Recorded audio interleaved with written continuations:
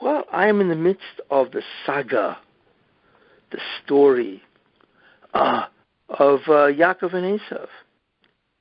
So I want to continue, and we see a tremendous thing. How there's really an overt story, and there's a covert story. And the amazing thing is that the covert story, which is a story in a different level of understanding, uses the exact same verses, psukim, of the Torah that talks about or is a narrative of the overt story. That's the astonishing thing. And like I say, a beautiful example of all of this is Yaakov and Esav. That's what I'm doing. Now, there's one more thing I want to say. I mean, there are people that find it very strange. They never heard of this. That Esav was an of. That's like incredible. They never heard something like that. I mean, we're all familiar with the fact that there are three of us. There are not four of us. Not only that, but that Esav should be the fourth of? It's astonishing. But that's what it is. And to show that, I read the text of a sefer called Kinnis Hashem Tzavokas, written by the Ramchal, Rav Moshe Chaim Luzzatto, where he says it himself. Now, I want to also show you that it's not only the Ramchal that says it. Rashi, the great commentator called Rashi, he says it. If you take a look at Chukas, right, which is in Parshas Dvarim, I should say Sefer Dvarim, here's what it says in Chukas. I think it's in Sheni. Here's what it says. Moshe Rabbeinu and the Jewish people, they're moving, right? And they want to pass the lands of Edom, right? To somehow, because obviously, Edom had the land south of Israel, Har Seir, was sort of like in the area of Eilat. So the Jews wanted to cut through that land, getting to Eretz Israel. So Moshe Rabbeinu sends a message, which is in the Torah. Moshe Rabbeinu sends a message to the king of Edom. And here's what he says. Koi soima ochicho, thus says your brother, meaning us, right? That let us pass through your land. And we promise we won't touch anybody, no war, no any kind of violence. We're not even going to take your food, whatever. But let us pass through your land. That's all. Let us have a passage. So the Edomite king, whoever it was, says, nope, can't do that. If you do that, I'm going to come out to war with you if you come into my land. Right? So Moshe Rabbeinu did not go through the land of Edom. So therefore he went around the land of Edom, which means he had to make a much further circuit to get to Eretz Yisrael. So Rashi there says the following. Rashi, right on that, where Moshe Rabbeinu says, Kol sema achicha, thus says your brother Yisrael. So Rashi asks a question. He says, why all of a sudden did Moshe Rabbeinu mention brotherhood? He just should have said, thus says Israel. Please let me pass through your lands. Why does Moshe Rabbeinu say, thus says your brother, Ochicho, Yisrael? Right? That's what he asks, which is really a very valid question. Okay, we know that Esav was our brother. It says that in the Torah, obviously. Esav is the brother of Yaakov. But why does he have to mention it now? So here's what Rashi says. That Moshe Rabbeinu was imploring the king of Edom to pass through their land. Because he was trying to offer an argument and saying,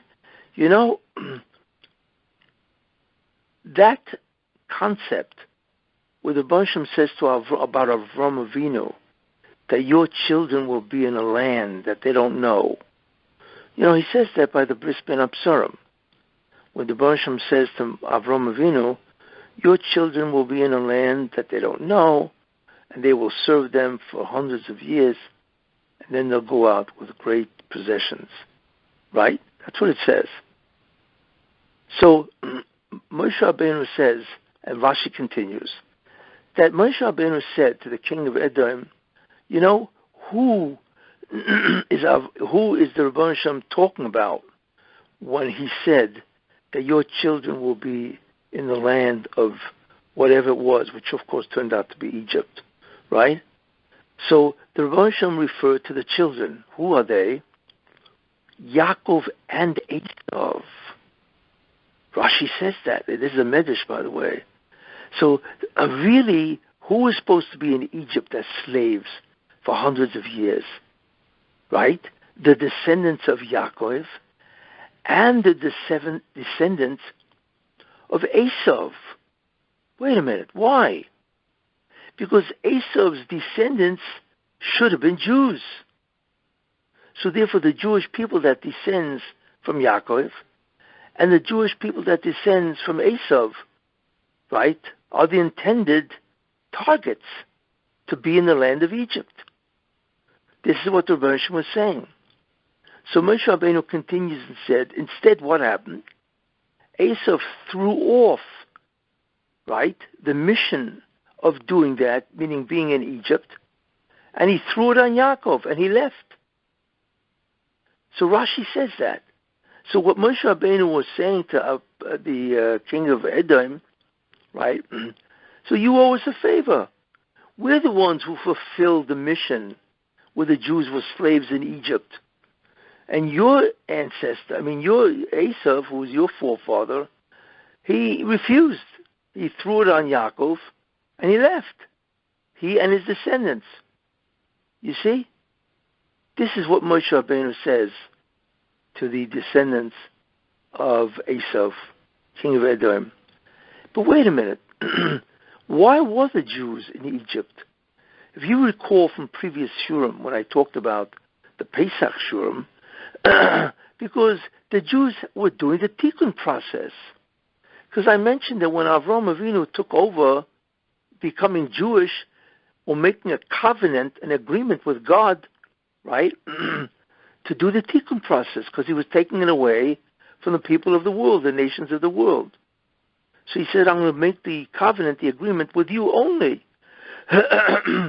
So the Rebbeinu Shem told Avram, but the idea to do the Tikkun is not from now, from henceforth, but you have to undo all the sins of the previous generations, of all the nations of the world, because they were able to also do the Tikkun. If you recall what I said in previous Shurim, they also, all mankind could do the Tikkun. And then at the Bris Ben Absarim, covenant between the pieces, the Rebbeinu Shem took it away from who? From the nations of the world, and gave it to Avram Avinu and his descendants. But why? Because in order to do the Tikkun, right, you needed not only from now on to do the mitzvahs or whatever, right, the obligations, which included going to Egypt, right, but also, what it also meant, right, is to undo all the sins of the nations of the world in all the previous generations, all the way back to Adam Arishan. And then you could do the Tikkun, right? So the reason why the Jews went to Egypt is to undo all the sins, the kilkul, the damage of the previous generations of all the other nations. You see? So now Moshe Rabbeinu is saying, well then, who had to do the Tikkun? Which descendants of Avram that ultimately had to go to Egypt? So Moshe Rabbeinu says, it wasn't only the descendants of Yaakov, right? It was also the descendants, or the Shvatim actually, that would have been the tribes of Esav. Both of us. But that would have meant that Esav would be doing the Tikkun, because their mission was the exact same mission as the children of Yaakov. And therefore, going to Egypt was part of the Tikkun process. But how could that be? And the answer is because Esav is an Ov. Esav is a Jew. And as I mentioned last week or the week before, that had Esav not been a Rasha, then he would have, the Medrash says, he would have had 6 tribes, and Yaakov would have had 6 tribes. So it comes out, Rashi's saying, right, that Esav was an Ov, because he was in the Tikkun process, right? So not only the descendants of Yaakov was in the Tikkun process, also Esav's descendants, because Esav would have still been Jewish. And therefore he also would have had the mission, right, to do the Tikkun, and part of that was to be in Egypt, ultimately, as slaves, to undo the evil of all the nations of the world from Adam Rishon. Isn't that amazing?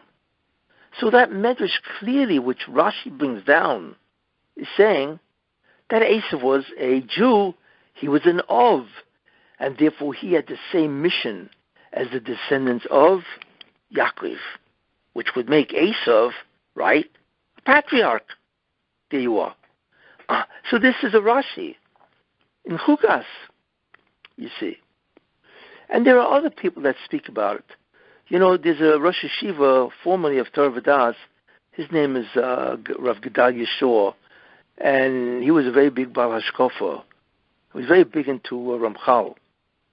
And he wrote a sefer on Hashkafa called Or Gedalyahu, the light of Gedalyahu.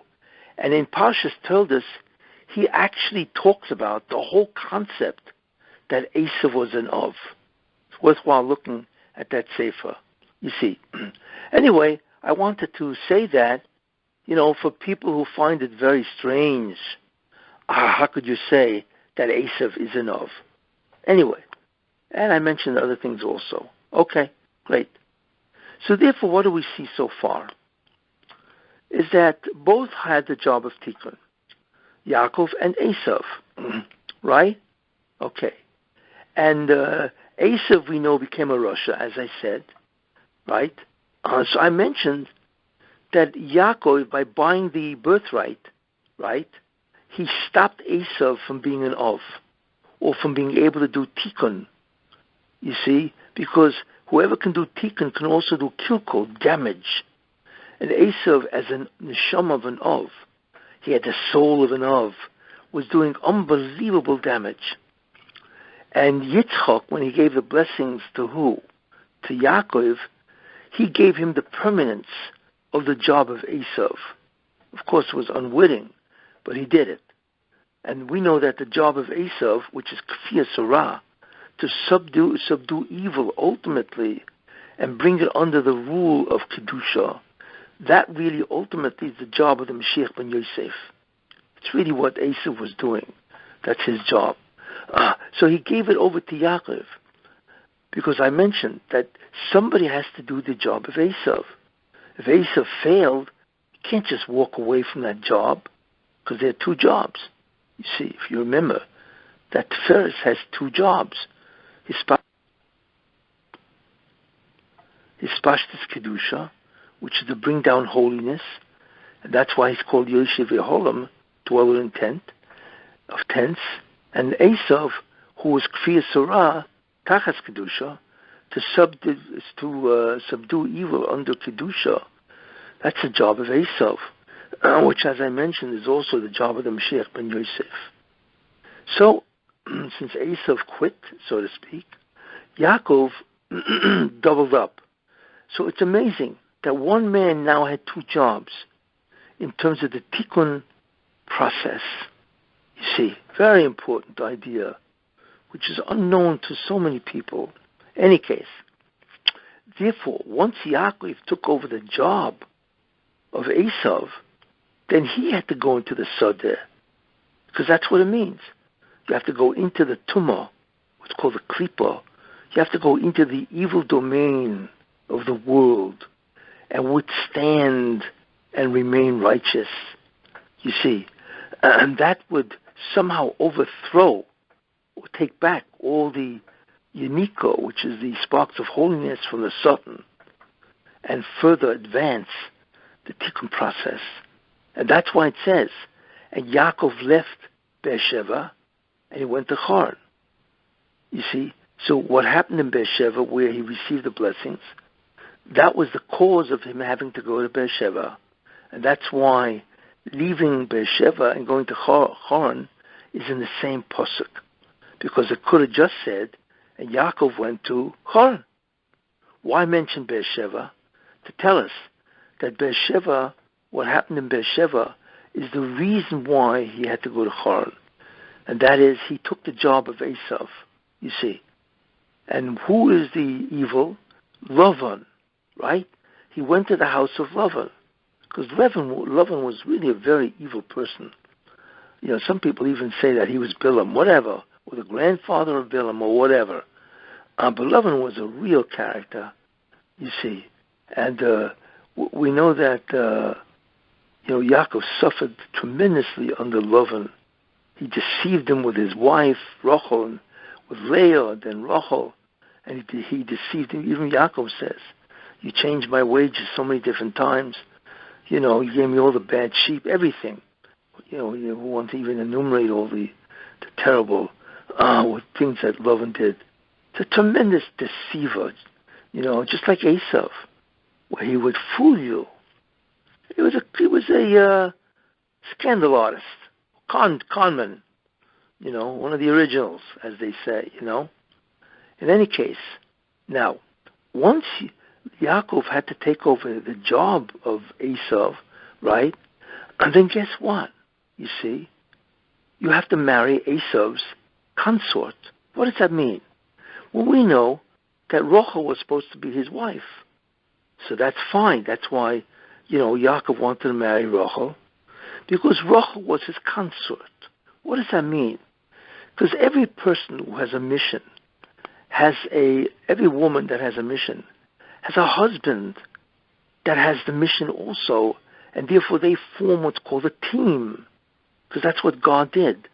Zoho in the cave of Boram, God created them male and female.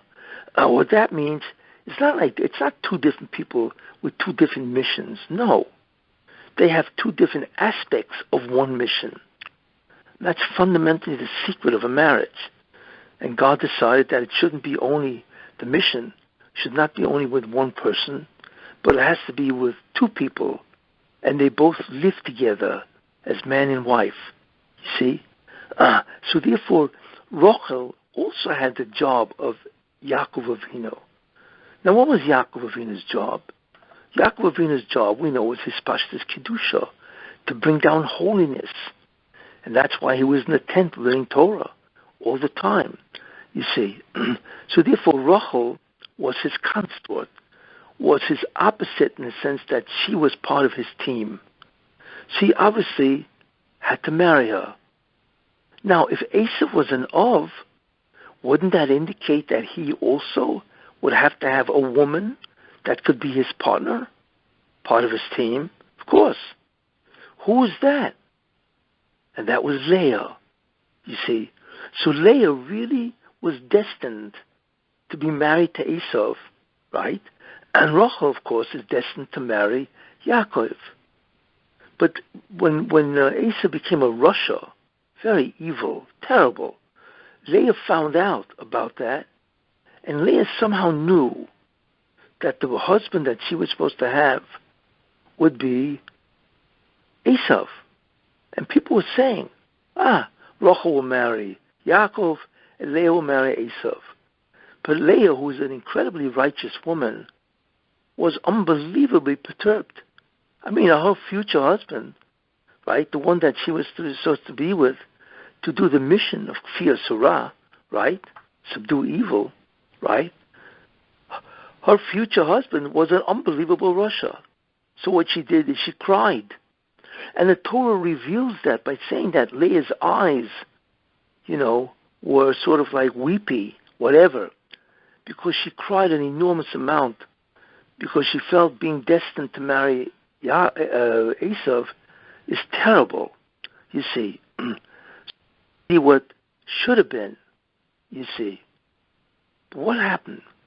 Yaakov comes, and of course he meets Rachel, And immediately it says that Yaakov loved Rachel, right? And so on. Fine, that makes sense. And then, of course, he makes a deal with Lavan that he wants to marry Rachel. So he agreed to 7 years, right, whatever, to work for Lavan to marry Rachel for 7 years, right? So, of course, Rachel being the original con man, he doesn't want just that. He wants to con Yaakov into working for him double, right? So what does he do? During the wedding of Yaakov and Rachel, he switches Rachel for Leah, and he puts a veil on her, so Yaakov does not see really who it is, right? And Yaakov winds up marrying who? Leah. You see? Which is incredible. Now, why did that happen? Why did the Rebbeinu Shem allow that to happen? You see, where Yaakov would be deceived and he would marry Leah instead of Rachel because of the deception of Lavan. Because Yaakov had to marry Leah. Since he took over the job of Esav, Kfir Sarah, he would have to marry the consort or the woman that Esav would have to marry, who's Leah. So really, Yaakov had to marry Leah because she was the appropriate wife of a man that was in the whole concept, mission of Tikkun, of the Kfir Sarah, to subdue evil, you see. So that was destined. Once he took over the job of Esav, right, then he would have to marry Leah, you see. So therefore, the Rosh Hashanah allowed this to transpire, where he would marry Leah, which when you think about it is an amazing idea. Because Leah would have helped Esav do the Tikkun, and now she will help Yaakov also do the Tikkun, you see. But this presents to us a very difficult problem. What is the problem? If Leah, right, was supposed to be the wife of Esav, so the mission of Esav, or his Tikkun part, right, was to deal with evil. So therefore Leah's part was to deal with evil. So if that's true, then why would Leah have Yehuda? Because Yehuda is in the work of Mashiach ben David, which is really his Pashtus Kedusha, to bring down holiness, not to fight evil. So why is Leah having Yehuda? Leah should have given birth to Yosef. Instead we find that Leah has Yehuda, who is the Mashiach ben David's forerunner, right? And that's what she has. And Rachel has who? Rachel has Yosef, who is the forerunner of Mashiach ben Yosef. There's a switch here. So we don't understand. How did that happen? You see? So that's a very powerful question. So it comes out that Leah now has the job, or she becomes the consort of Yaakov, and Rachel, right, becomes the consort of Esav, who was now taken over by Yaakov. How do we resolve this real big problem? Because it seems like the job of Rachel switched from being appropriate to Yaakov. Instead, she now becomes appropriate to Esav. And the answer to this, which was really very interesting, I really searched for this because it was a tremendous paradox. And the one who seems to deal with this, although he doesn't say it openly, is the great commentator, the Or HaChaim HaKodesh. He says something which is incredible. Here's what he says. What did Yaakov do? He married Leah. Of course, the whole thing was a deceit, right? So after the marriage, when they go to live with each other, right? That's what happens after the marriage, right? A tzaddik doesn't just live with his wife. He has a tremendous kavanah that this is to fulfill the mission, whatever his mission is, right? To bring kavod to God. Tremendous amount of kavanah. So the question, what was the kavanah of Yaakov when he was living with Leah? Well, he thought he was marrying Rachel. So while living with Leah, he's actually thinking about, right, fulfilling the mission of Rachel, right? What was the mission of Rachel? To be his consort, to be his wife, in terms of bringing down Kedusha, which is the Mashiach ben David. Instead, right, that wasn't Leah's original job. So because he's having this incredible kavana, and it's the kavana of Yaakov Avinu, which is an unbelievable kavana, tzidkus, who knows how much Kabbalistic concepts are going on here, and so on, you see? His intent, he thinks this woman is Rachel. So what he did is he, in some way, changed the job of Leah. So instead of Leah doing the job of Kfir Surah, which is Mashiach ben Yosef, he gives into Leah the job of Yaakov, which is his Pashtus Kedusha, to bring down holiness, which is the job of Mashiach ben David. Therefore, Leah now becomes a different type of woman. She now can give birth to Yehuda, who's in the context, right, the whole idea of Mashiach ben David. It's astounding what happened. So because of Yaakov's kavana, Leah now had a different job, you see. So Leah has now the job of bringing down Mashiach ben David, the Shirish of the Neshama of the Mashiach ben David. Who is that? That's Yehuda, because we know that Mashiach comes from Yehuda, right? Because he thought that Leah was Rachel. And therefore Rachel's job now became Kfir Sarah, right? Which is the Mashiach ben Yosef. So therefore her mission changes, you see? So she now gives birth to Yosef and Binyamin, and they are into dealing with evil, you see. When you think about it, it's an incredible ability of a tzaddik to change the mission of a person by their kavanah, you see. It's interesting. And the Orach Chaim HaKodesh alludes to this by bringing this concept, you see. So the consequences are absolutely unbelievable, you see. So now Rachel has the original job of Leah, and Leah has the original job of Rachel, you see. That's what happened. Fascinating. In any case, now Yaakov now must leave, right? He has to leave the house, the Beersheba, which is the house of Yitzchak. He now has to go into the field, into the world. He becomes the Ish Sodeh, because he now has to do the job of Esav. You see? So not only does he have his own job, which is Kedusha, Mashiach ben David, he now has to do the job of Esav, and therefore he has to do what Esav did, go actually into the Tumah, you see, which he would find an adequate amount, right, in the house of Lavan, which is interesting, you see. Okay. So it comes out that he therefore went to the house of Lavan. But there's something interesting, and therefore he struggled for 22 years in the house of Lavan. And Lavan tried to deceive him. And not only that, the house of Lavan was filled with evil, because Lavan was a tremendous sorcerer. Kishuf, Tumah, all that kind of magic, all that kind of stuff was Lavan's expertise. And he had to deal with this.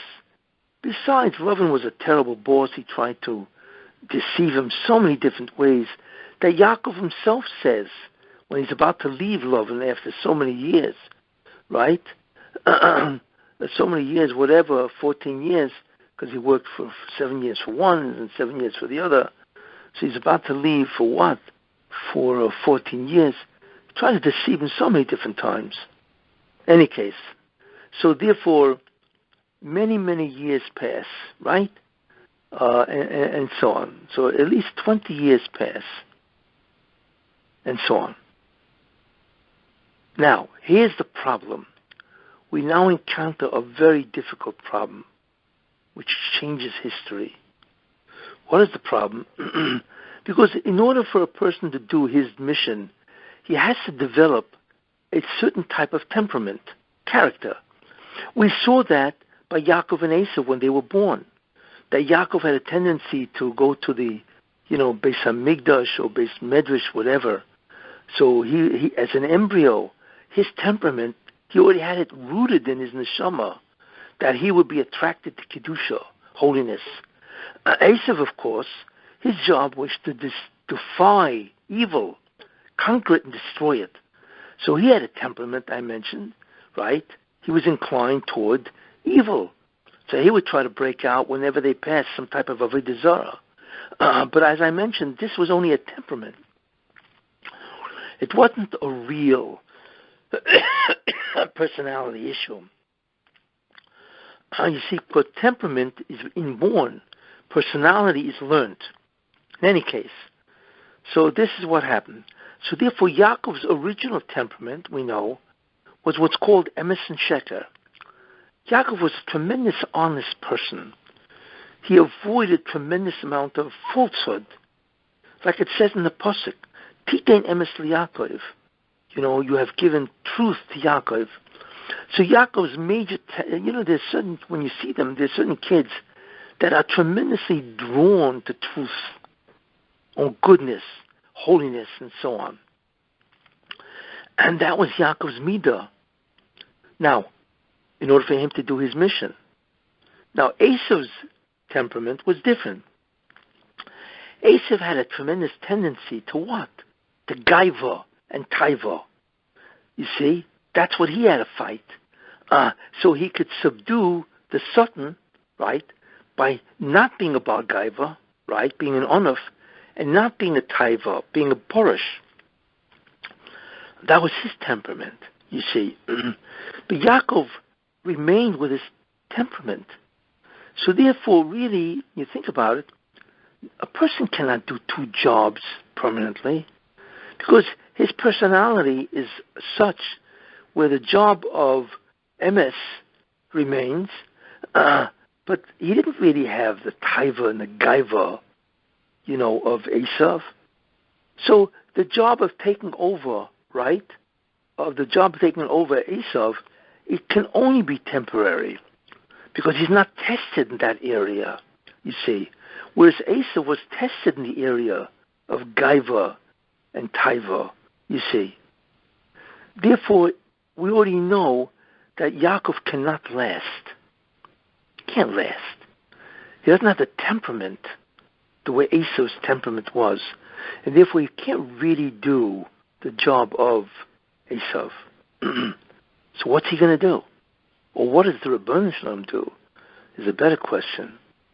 And therefore, what the Rebbeinu Shalom does is something really amazing. Yaakov needs an associate. He needs somebody else to take over half the job of Esav. He already did the half the job. But he needs somebody to take over half the job of Esav, somebody who will have a tendency toward gaiva and taiva. You see, he needs an associate. He needs a helper. Somebody could take over that job. But there is nobody really who can do that, because Yaakov, his Enov, will have shvatim. But what the Bansham needs is somebody who has the neshama of an Ov to destroy the Satan. He can do the job of Esav, but he has to be an Ov, you see, because only that level of neshama could destroy the Satan. But there is nobody like that. So therefore Yaakov remains with Lavan. Finally, somebody arrives. Who is that? Yosef. What the Marsham does is an incredible thing. He gives Yaakov Yosef, right? And Yosef is a Chatzi Ov, right? Yosef was not a Shevet. He was really, right, a half of an Ov. You see, Yosef was much greater neshama than the other Shvatim, because half of him, whatever that means in terms of neshama, was the neshama of an Ov. You see, he was a Chatzi Ov. And therefore we now understand why Yosef could have Shvatim, because Yosef had Menashe and Ephraim. Now those are Shvatim.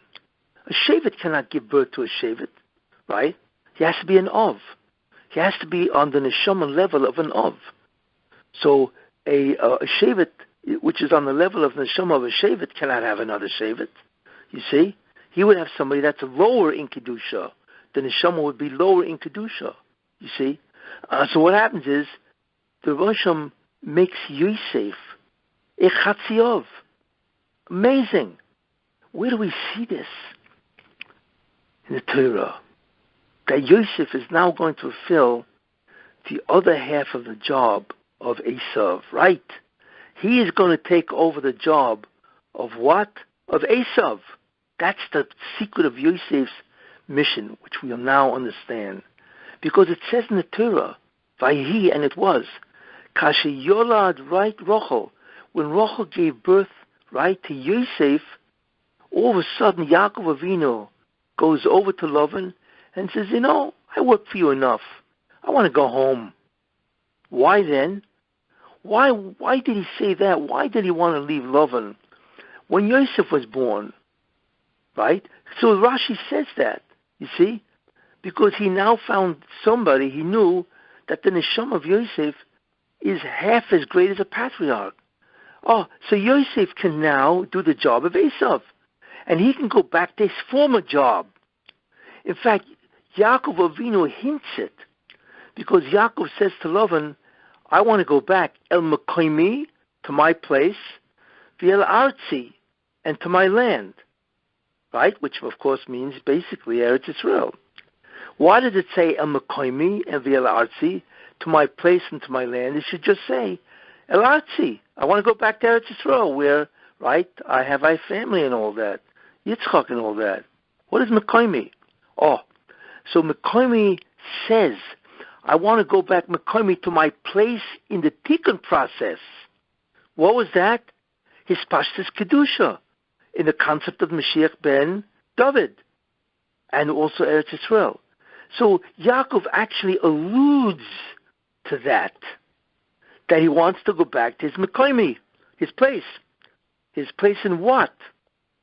His place in the Tikkun process, which is the work of Mashiach ben David, which is his Pashtus Kedusha. Isn't that amazing? In fact, Rashi says that Yaakov recognized, because there's a pasuk in the Navi, right? V'hoya beis Yaakov le'esh, and it will be that the house of Jacob, Yaakov, will be for a fire, right? Ubeis Yosef lahava, and the house of Yosef will be the flame of that fire, and the consequence will be Ubeis Esav the kash, right? And the house of Esav will be straw, right? Stubble, straw. So that pasuk indicates that it takes Yaakov and Yosef to reduce Esav's job, or to reduce Esav to straw, which means that they both are needed to do the job of Esav. You see? Rashi says this. So this is the incredible resolution, you see, that he is now going to do. Yosef will now take over the other half of the job of Yaakov, and therefore allow Yaakov to return to his place in Kedusha. It's amazing when you think about that. This whole story is about the spiritual mission, more so than it is about the events of being in the house of Lavan, you see. So we now understand that Yaakov is going to return the Koimi to his place in Kedusha, which is his place in the Tikkun process, right? Which is, we know, the work of the Mashiach ben David, and Yosef will continue the work of Mashiach ben Yosef, you see. And therefore that's why Yosef had a tendency, as you will see, of gaiva and taiva, as we will see. You see, so the Rebbe Hashem solved the problem by elevating a shevet to be half of an of, which is amazing. And that's why Yosef is so holy, because he wasn't just a shevet. He was actually basically on the level of Yaakov Avinu. You see, this is what we know so far. And that's why Yosef, I'm going to say what I'm going to say in the future. Therefore, since Yosef took over the job of Esav, right, he had to go into the Klippa, into the Ra. What was that? Egypt. You see, That means Yosef was destined also to go into the Sodeh. That means he had to go into the Tumah and remain righteous. Why? Because he took over the job of Esav. You see, now it begins to all fall into place. So Yosef was destined to go to Egypt. And the whole concept of the kidnapping, which I will explain, right, was because he took over the job of Esav from Yaakov Avinu. You see, and it answers so many different questions. And therefore we know that the history of Yosef, ultimately, that he has destined to go into the Tumah, the Golus of Mitzrayim, which I will talk about later on. Anyways, so what happens next? Well, he's now leaving Lavan, right? And of course, Lavan doesn't want him to leave, right? He wants free labor, whatever, you see? Anyway, so Yaakov Avinu flees, whatever, with everybody, and he's going to meet Esav. All of a sudden he finds out that what? That Esav is coming to meet him with 400 guys. It's incredible. Because Esav's intent is to kill him. Revenge for the fact that Yaakov stole the blessings of Esav, which were tremendous material blessings. And I spoke about that in the last year, what these blessings, brachas, meant to Esav. So he's now about to meet Esav, right? But it's strange because it says, Vayira Yaakov mi'oid. And Yaakov was tremendously afraid. Why? What was he afraid of? You see, a person is afraid of another person. You know why? Because God is the one who decides who the victor is. But here's the problem. Esav was one of the greatest people to observe the mitzvah of kibbud avim. You see? And Yaakov knew that he was deficient. Why? Because Esav served his father. Esav lived in Eretz Yisrael, right? And he served his father. He fulfilled kibbud avim, honoring your father and mother, with tremendous devotion, which, as I mentioned last week, you see. Whereas Yaakov did not have that level of the mitzvah of honoring father and mother. Because Yaakov, not that he did bad against them, but he wasn't around to do the mitzvah, you see, because he was in the house of Lavan for 20 years. You see? Because what do we have? Right? He worked for Lavan for what? For 14 years, 7 for Rachel, 7 for Leah, right? Whatever. And then he was there for 6 years, tending sheep, of which he now accumulated a huge flock. And then it took 2 years to get back to Eretz Yisrael. So he missed his father for 22 years. He did not honor his father and mother. Not that he dishonored them. That's not the problem.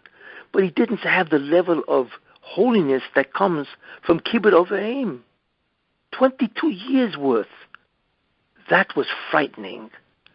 So Yaakov Avinu is going to meet Esav, right? And he's afraid Esav will kill him. Why? Because the mitzvah of kibbud avim, right, is so great that Esav will subdue Yaakov, right, in Kedusha, and have the merit of killing Yaakov. You see? Because Esav can now claim, what do you mean? I have the mitzvah of kibbud avim. You don't have that. You were gone for 22 years. And therefore that would enable the Makatreg, the Satan, right, to say, why should Yaakov survive? Esav has an unbelievable mitzvah, right? So we have to do the will of Esav. Well, Esav wants to kill Yaakov, too bad. So that's why Vayira Yaakov mi'oid. Yaakov was incredibly afraid because of the mitzvah of kibbud av. And the truth is that the Targum says this. Mishum yukro diavuha, he says, because of the incredible honor of serving your father. You see, which when you think about it, that's what you're afraid of. You see? But in any case, Yaakov has no choice. He has to meet Esav. But this will remain with him. In fact, the fact that Esav has this incredible mitzvah has always been a tremendous burden for Klal Yisrael to overcome, you see. But in any case, So Yaakov is doing what? He's now going to meet Esav, you see. Now Yaakov, therefore, is going to try to convince Esav not to kill him. He and his wife and his kids and so on, right? So Yaakov Avinu has different strategies. One of them is to separate the different children, Leah, Rachel, the wives, and then the children. They have different sections that will meet Esav. So if Esav attacks one, the other ones can escape. And then he sends them gifts, right? And then he tries to negotiate. But look what the negotiation is. It's very interesting. He's going to try to negotiate with Esav not to kill him or to harm him in any way. So here's the argument that Yaakov offers, right? Yeshli, I have Shiur, an ox, v'chamor, a donkey. Means I have tremendous amount of cattle, and I have tremendous amount of donkeys, because wealth in those days was measured, right, by flocks and herds. That was the real wealth. It was basically agriculture and animals, right? There was no industry, right? And then he says, I have tzoin, I have sheep, right? And then he says, im Lavan garti, I lived with Lavan, right? So what these four things, or rather Shiur, v'chamor, and tzoin, they allude to what? What he's really saying is this. In other words, I lived with Lavan, right? And I survived, and so on, right? So Rashi says that the word Garti is really Taryag, the same letters. Garti is Taryag. So Yaakov says, and I observed the 613 commandments. And therefore, look at all the possessions that I have, and I observed all the commandments, right? You didn't. So I therefore am entitled, right, to the blessings of Yitzchak. Now that's very strange, you see. Why is he saying Garti? I have done the 613 mitzvahs. You think that Esav cares? I mean, Esav is a mafia guy, right? Somebody in Russia kills people, takes their wives, and so on. So you think he cares if Yaakov did mitzvahs? So why is Yaakov trying to convince Esav about the mitzvahs? And the answer is very interesting.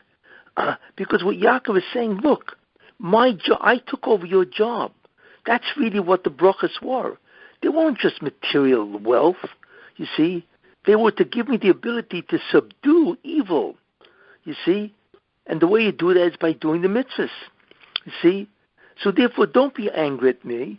I didn't take over your job. I didn't take the blessings for wealth. I took it to do the tikkun process that you should have done, which is kfir sarah, which is to subdue evil by doing the mitzvahs. You see, so that's what Yaakov is trying to say. Because the essential idea why Yaakov took the job wasn't to gain wealth. He wasn't interested in wealth. What Yaakov wanted to do was to remain righteous, even in an evil environment, and that would have meant doing the mitzvahs. So that's what he was trying to convince Esav, that my motive wasn't to take away wealth from you, right? My motive was to take over your spiritual job, which you were not doing, and you were not even interested in this. So don't be angry with me. You see, it's not what you think.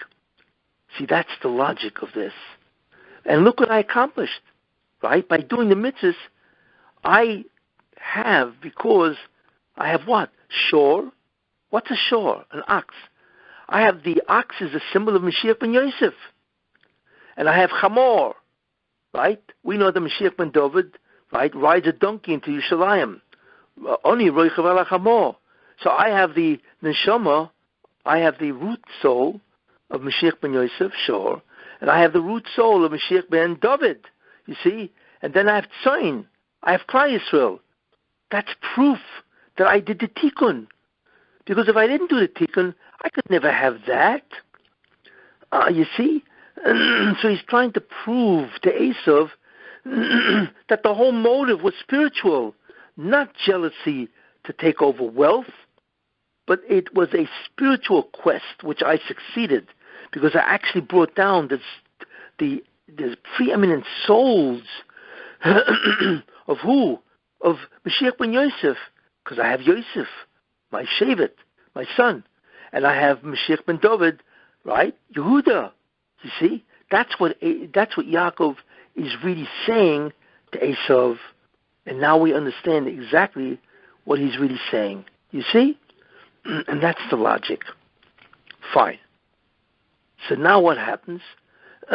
He goes further, and all of a sudden he right.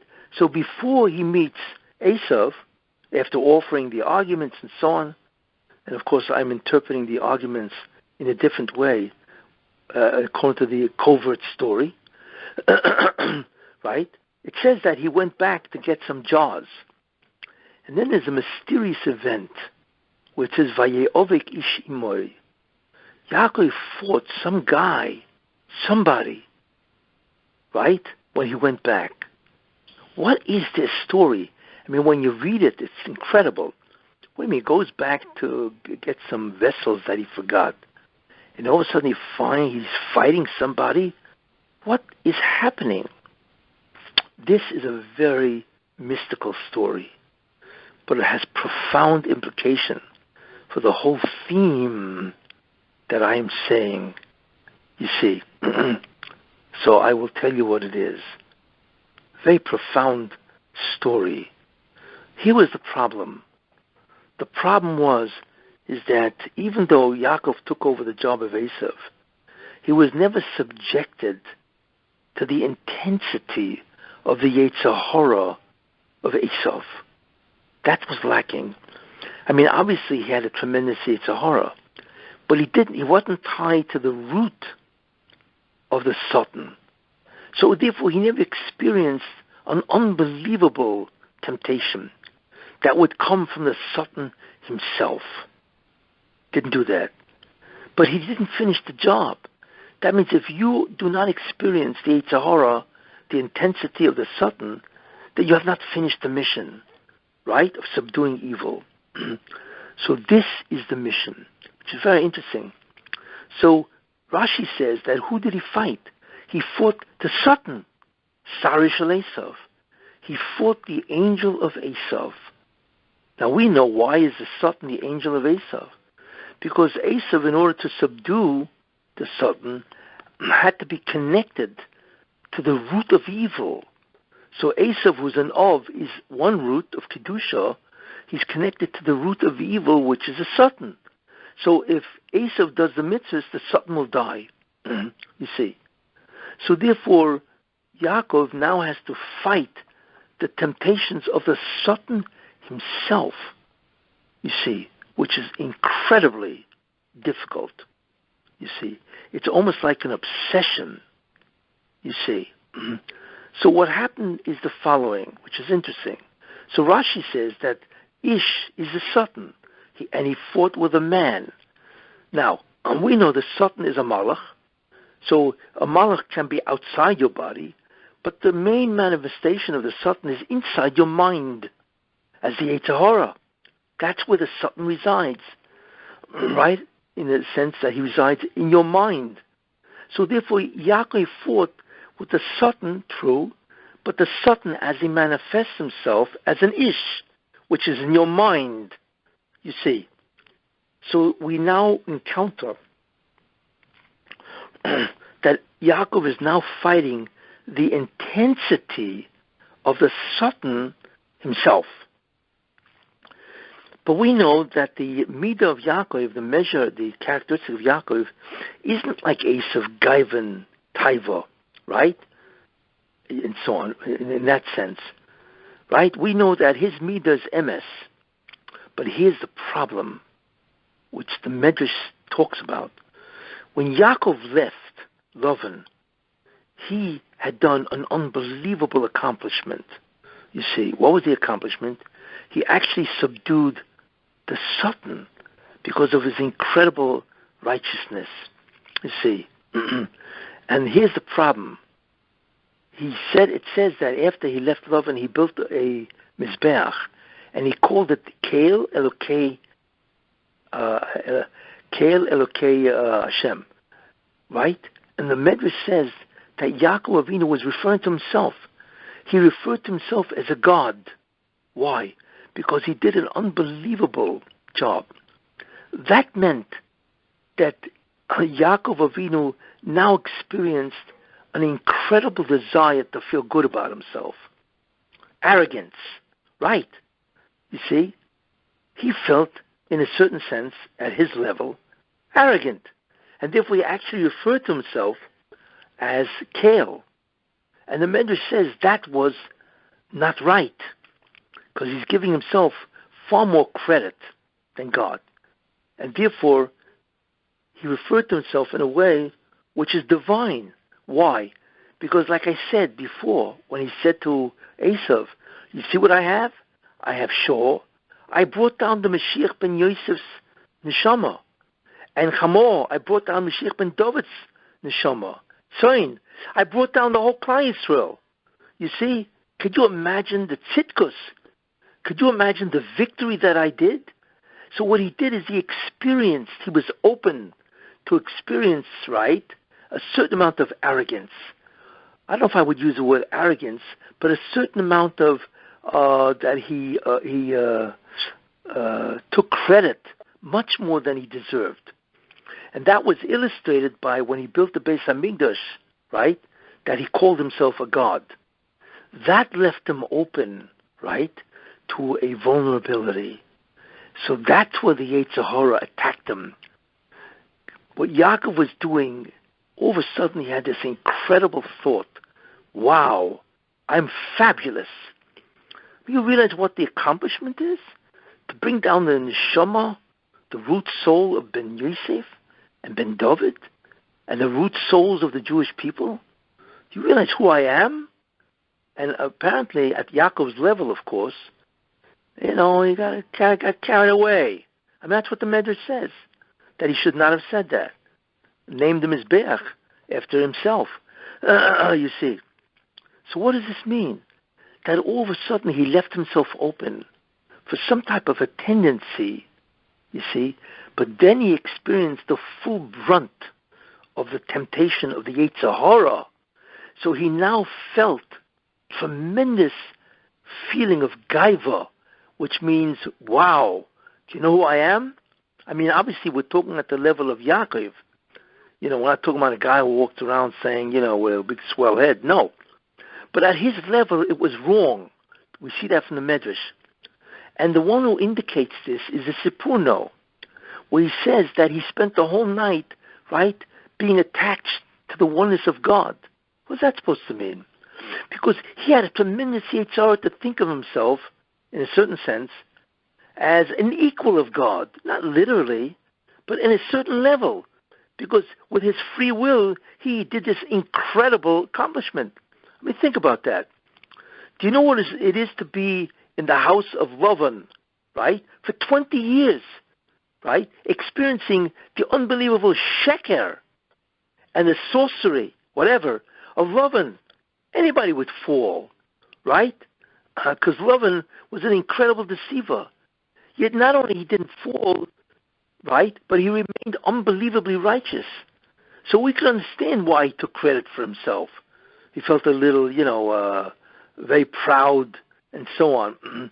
So therefore, he spent the whole night trying to remove the feeling, right, of hubris. That's what he did. And that's what the Sipurno means. So he found himself the whole night trying to attach to the Yichud, the oneness of God, that God is everything, not me. You see? It's an incredible concept that the Sipurno says. So it comes out that Vayeovik Ish Imoy, and a man fought with him. That man was the Satan, number one, right? And he was giving the intensity of that Yetzer Hara to Yaakov, who now had to experience that because he now had to complete the job of Esav, who experiences the intensity of the Satan, right? And therefore, what is that?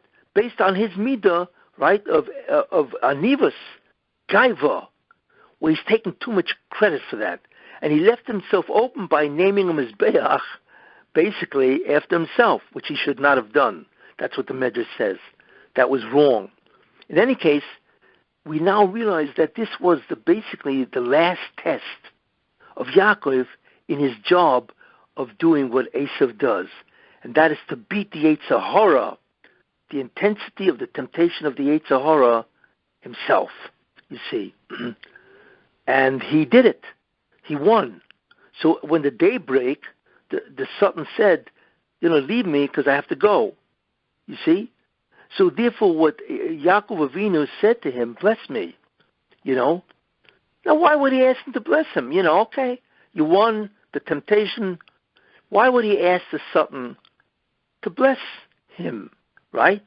Because he wanted the Satan, who is the angel of Esav, to admit that he completed the job of Esav, his mission, the mission of Esav that he was assigned.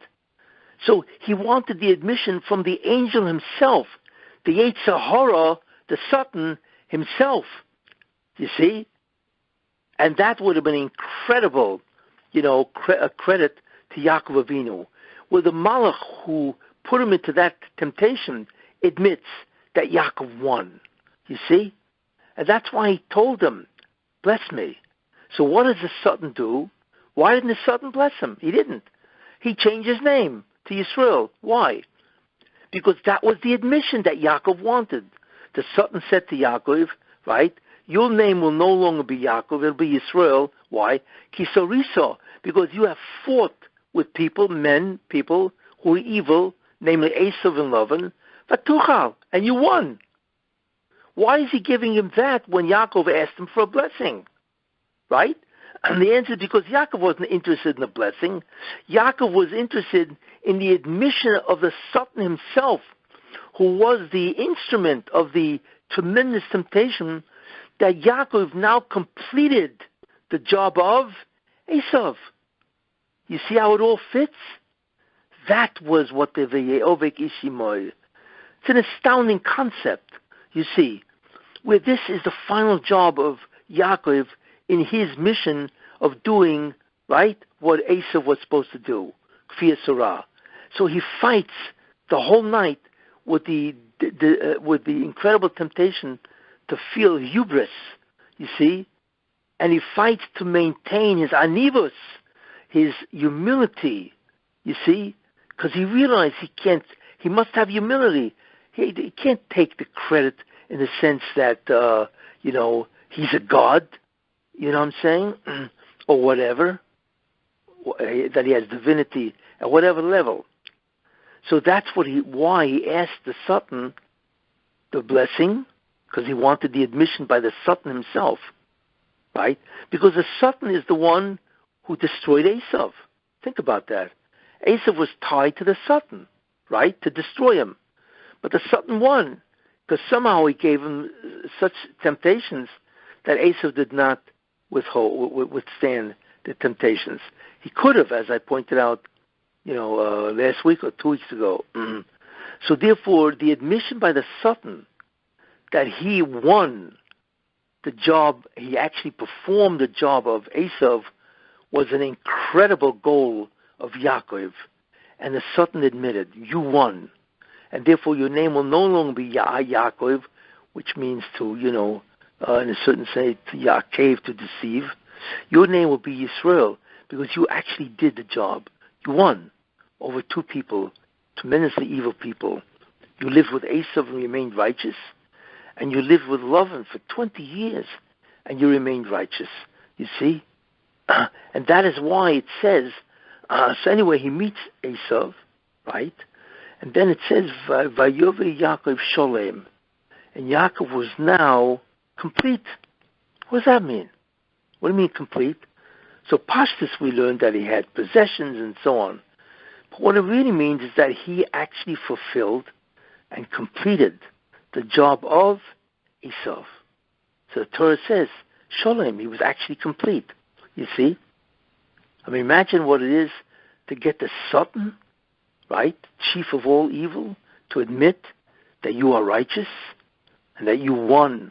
You actually did the job of Esav. Wow. What an admission. And that's what happened in that story. The only problem is that Well, the Satan was able to hit him in his hip and damage. So he did limp for a while, you see. So that's an interesting concept, and so on. But in any case, the main idea is that Yaakov completed the job of Esav, and now the job of Esav would now go to Yosef. So we are now up to who? That Yaakov is now about to meet Esav, which is a tremendously important event, which I will continue. But not next week, because next week is a week before Hanukkah, but I will continue that. Any questions?